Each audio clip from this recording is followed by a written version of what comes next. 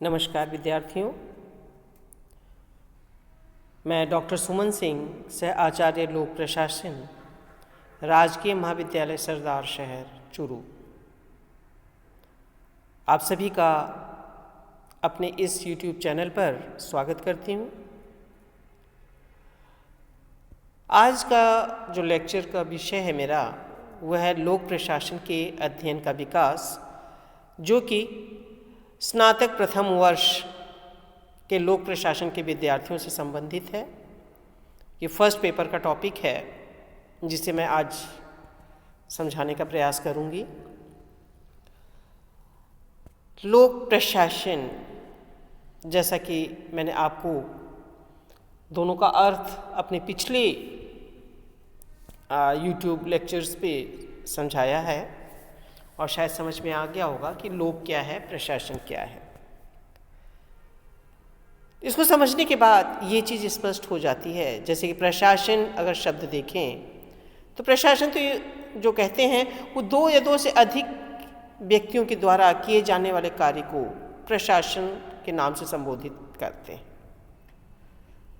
तो ये तो ऐसी परिभाषा है जो कि जैसे ही मनुष्य का जन्म हुआ तभी से हम इसका प्रारंभ मान सकते हैं, क्योंकि व्यक्ति जैसे ही एक से दो हुआ तो दोनों ने मिलकर के कार्य करना प्रारंभ किया। तो हम ये कह सकते हैं कि मानव सभ्यता के विकास के साथ ही साथ प्रशासन का भी उदय हुआ। लेकिन इसमें जो शब्द एक जुड़ा हुआ है लोक, अर्थात सरकारी, अर्थात जन प्रशासन, तो इसका विकास किस तरह से हुआ, इसे आज हम अपने इस चैप्टर के अंतर्गत समझने का प्रयास करेंगे। एक अध्ययन के रूप में जो इसका विकास हुआ वो एक प्राचीन काल से ही हम मान सकते हैं। लेकिन अध्ययन विषय के रूप में अगर इसके उदय की बात हम करें तो वर्तमान काल में ही इसका अच्छी तरह से विकास हुआ है। 17वीं शताब्दी तक लोक प्रशासन शब्द अस्तित्व में नहीं आया था। इस शब्द का प्रयोग 18वीं शताब्दी में सर्वप्रथम अमेरिकी वित्त मंत्री जो अलेक्जेंडर हैमिल्टन थे उन्होंने किया। लोक प्रशासन पर पहली पुस्तक सन 1812 में फ्रेंच लेखक चार्ल्स जीन बॉनिन ने लिखा था। तो इसके बाद हम इसके जो भी अध्ययन के विकास हैं, लोक प्रशासन विषय का जो अध्ययन का विकास हुआ है उसे हम विभिन्न चरणों में विभाजित करके इसके अध्ययन विकास को स्पष्ट करने का प्रयास करेंगे। तो पहला जो चरण है वो 1887 से सन 1926 तक को माना जाता है।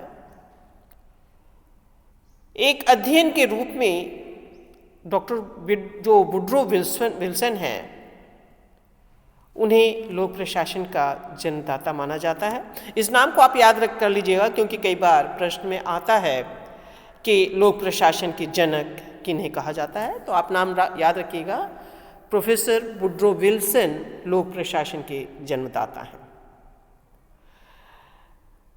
और अमेरिकी विद्वान वुड्रो विल्सन द्वारा सन 1887 में जो प्रशासन का अध्ययन, स्टडी ऑफ एडमिनिस्ट्रेशन, इस दिशा में एक महत्वपूर्ण लेख मान सकते हैं हम इसको। इस लेख में वुड्रो विल्सन साहब ने राजनीति एवं प्रशासन को पृथक पृथक बताया। इन्होंने कहा कि दोनों विषय जो है अलग है। इन्होंने बताया कि संविधान की रचना सरल है किंतु इसको चलाना कठिन है। इसका अभिप्राय मैं आपको समझा देती हूँ कि कोई भी नियम या कानून जो बनाया जाता है वो चीज़ तो सरल होता है, लेकिन उसके अनुसार चलाना, उसके अनुसार उसको क्रियान्वित करना बहुत ही कठिन कार्य होता है। इसे ही इस लेख में बताया गया है। जब हम संविधान की बात कर रहे हैं तो एक क्वेश्चन और उठता है कि आखिर संविधान कहते किसे हैं। तो संविधान कानून का वह संग्रह होता है जिसके अनुसार किसी भी राष्ट्र के शासन एवं प्रशासन को संचालित किया जाता है। तो यही वुडरो विल्सन ने अपने स्टडी ऑफ एडमिनिस्ट्रेशन में कहा है कि संविधान की रचना तो सरल है किंतु उसको चलाना कठिन है। इसका मतलब यह है कि उसके अनुसार जो नियम है, उपनियम है, उनको क्रियान्वित करना एक मुश्किल कार्य होता है। इसी विषय पर एक अन्य जो विद्वान है प्रशासन के, फ्रैंक जे गुडनाउ, इन्होंने सन 1900 में राजनीति तथा प्रशासन नाम की एक पुस्तक लिखी, जिसके अनुसार राजनीति राज्य की इच्छा और नीतियों का प्रतिपादन करती है, जबकि प्रशासन राज्य की उस इच्छा अथवा नीतियों के क्रियान्वयन से संबंधित है। अर्थात इन्होंने भी ये बताया कि राजनीति और प्रशासन दोनों अलग हैं। राजनीति नियमों का निर्धारण करती है और प्रशासन उसको क्रियान्वित करती है। इस समय अमेरिका राजनीतिक और प्रशासनिक क्षेत्र में उतार चढ़ाव के दौर से चल रहा था, अतः सुधारों की मांग भी उठना स्वाभाविक था। इसी के परिणाम स्वरूप लोक प्रशासन के अध्ययन को पाठ्यक्रम में सम्मिलित किया गया। सन 1914 में अमेरिकी राजनीति विज्ञान संघ ने अपने प्रतिवेदन में कहा कि सरकार में कार्य करने हेतु दक्ष व्यक्तियों की पूर्ति करना राजनीति शास्त्र के अध्ययन का एक लक्ष्य है। इसके परिणाम स्वरूप लोक प्रशासन के अध्ययन को अधिक महत्व दिया जाने लगा। इस समय जहां एक तरफ लोक प्रशासन का जन्म हुआ, वहीं इस काल की एक अत्यंत महत्वपूर्ण विशेषता थी कि राजनीति और प्रशासन में अलगाव। इसे ही राजनीति और प्रशासन के द्विविभाजन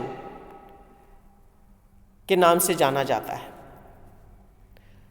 सन 1926 में एल.डी. व्हाइट द्वारा लिखित पुस्तक लोक प्रशासन के अध्ययन की भूमिका भी प्रकाशित हुई। यह प्रशासन की प्रथम पुस्तक थी जिसमें राजनीति एवं प्रशासन के महाविभाजन को स्वीकार किया गया। तो इस तरह से हम कह सकते हैं ये युग राजनीति और प्रशासन के द्विविभाजन का युग था, जिसे कि 1887 से 1926 तक का काल माना जाता है। अब अध्ययन के विकास का जो दूसरा चरण आता है वो है 1927 से लेकर के 1937 तक। लोक प्रशासन के अध्ययन विकास के इस द्वितीय चरण में राजनीति और प्रशासन का जो द्विविभाजन प्रथम चरण में किया गया था, उस पर पुनः विचार किया गया कि क्या ये सही है द्विविभाजन। इसके अलावा इस बात पर भी बल दिया गया कि प्रशासन के जो कुछ सिद्धांत हैं जिनका उनका पता लगाया जाना चाहिए। तो इस चरण में W.F. विलोबी की एक पुस्तक जिसे लोक प्रशासन सिद्धांत अथवा प्रिंसिपल ऑफ पब्लिक एडमिनिस्ट्रेशन है, जो कि 1927 में प्रकाशित हुई। जैसे कि इसके पुस्तक के शीर्षक से ही पता चल रहा है कि इन्होंने प्रशासन के कुछ सिद्धांतों पर बल दिया और कुछ विद्वानों ने इनके समर्थन में ही कुछ सिद्धांतों का निर्माण भी किया। और इस चरण में, द्वितीय चरण में, कुछ महत्वपूर्ण पुस्तकें भी विद्वानों के द्वारा लिखी गई, जैसे हेनरी फेयोल ने औद्योगिक एवं सामान्य प्रबंध, अर्थात जिसे कहा कि इंग्लिश जो नाम है वो है इंडस्ट्रियल एंड जनरल मैनेजमेंट। दूसरी बुक मेरी पार्कर फॉलेट के द्वारा लिखी गई जिसका नाम था क्रिएटिव एक्सपीरियंस। लूथर गुलिक और उर्विक की जो बुक थी वो थी papers on the science of administration. और रैले और मूने ने लिखा जो बुक, वो नाम था उसका प्रिंसिपल्स ऑफ ऑर्गेनाइजेशन। इस तरह से हम देखते हैं कि इस चरण में जो पुस्तकें लिखी गई वो सामान्यतः उसमें सृजनात्मकता थी और कुछ सिद्धांतों का निर्माण किया गया और ये बताया गया कि प्रशासन के द्वारा इन सिद्धांतों को अपनाया जाना चाहिए।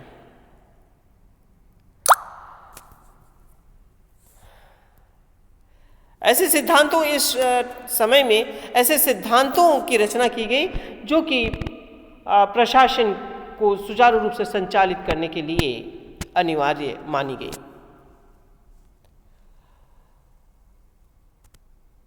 इस तरह से लोक प्रशासन में ये कहा भी जाता है इस काल के लिए कि जहाँ द्वितीय चरण में एक तरफ सृजनात्मकता थी, वहीं दूसरी और तीसरी चरण जो है वो विध्वंसकारी भी था।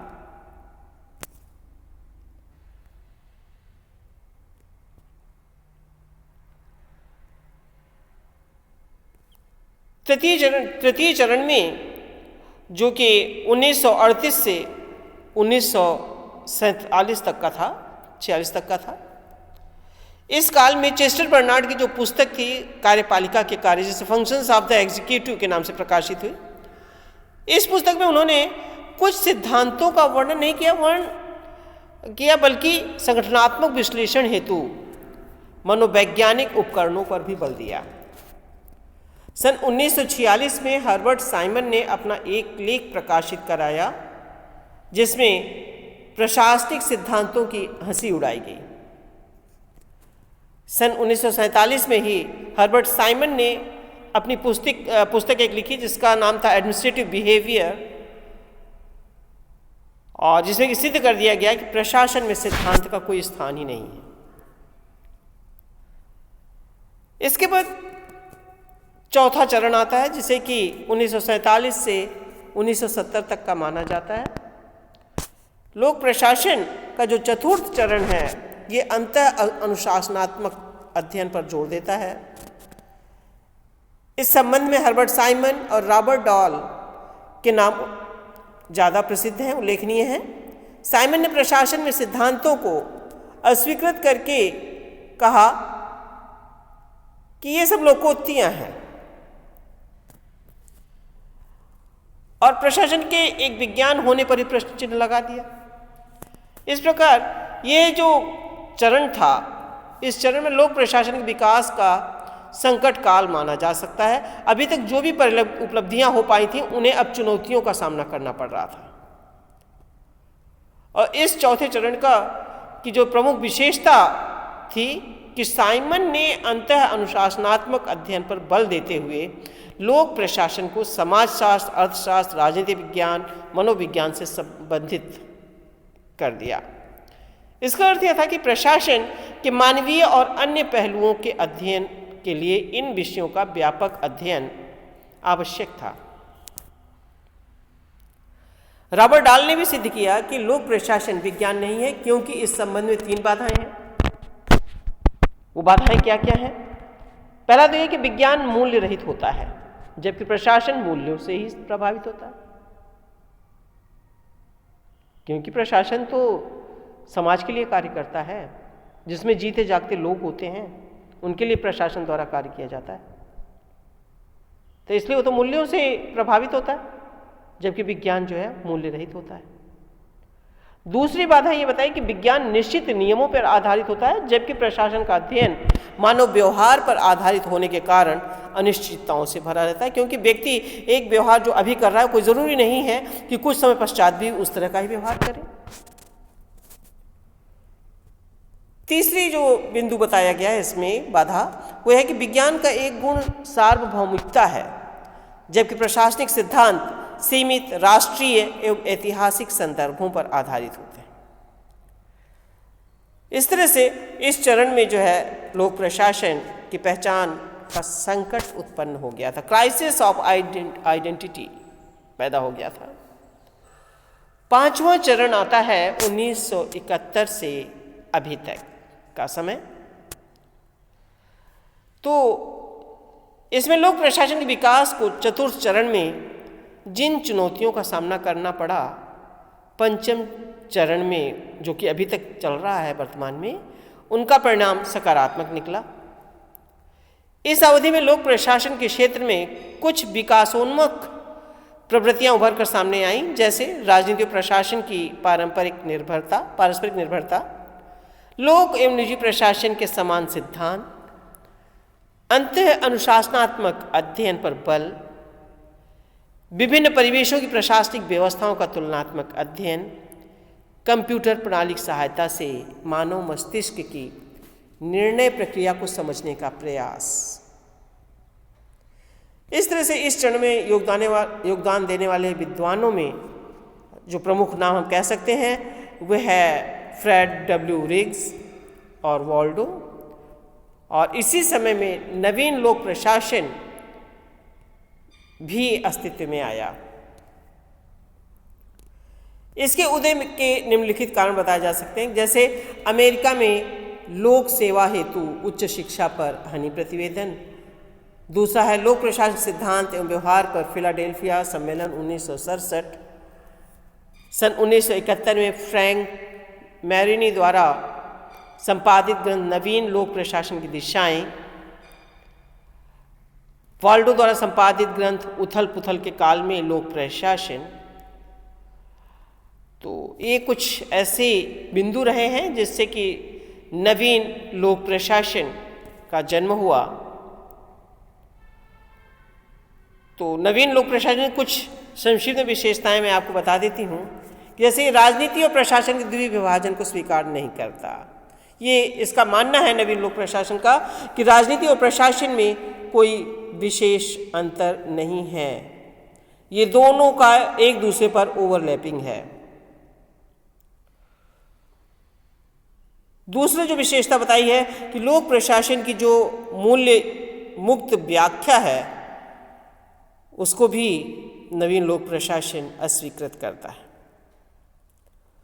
इसके अलावा प्रशासन व मानवीय संबंधों के संबंध में सृजनात्मक दृष्टिकोण पर भी बल देता है। नवीन लोक प्रशासन ये यांत्रिक सिद्धांतों का भी विरोधी है। यह नवीन लोक प्रशासन सामाजिक समता, सहभागिता, विकेंद्रीकरण जैसे पहलुओं पर भी बहुत बल देता है। और इसके समर्थकों में जो कुछ विद्वान हैं जैसे वाल्डो, लैंडबॉम, विंडसेट, ऑस्ट्रेम, जॉर्ज फ्रेडरिक्सन आदि को सम्मिलित किया जाता है। तो इस तरह से आपको ये समझ में आ गया होगा कि लोक प्रशासन के अध्ययन का विकास के विभिन्न चरण क्या हैं, उनमें किस तरह से विकास हुआ। नवीन लोक प्रशासन से संबंधित और अधिक विस्तृत वर्णन मैं अपने अगले YouTube चैनल पर या अपने अगले लेक्चर में करूंगी। उम्मीद है कि लोक प्रशासन के अध्ययन के विकास के विभिन्न चरणों के बारे में आपकी जानकारी हो गई होगी, आपको समझ में आ गया होगा। इन्हीं शब्दों के साथ मैं अपने इस लेक्चर को यहीं विराम देती हूँ। धन्यवाद।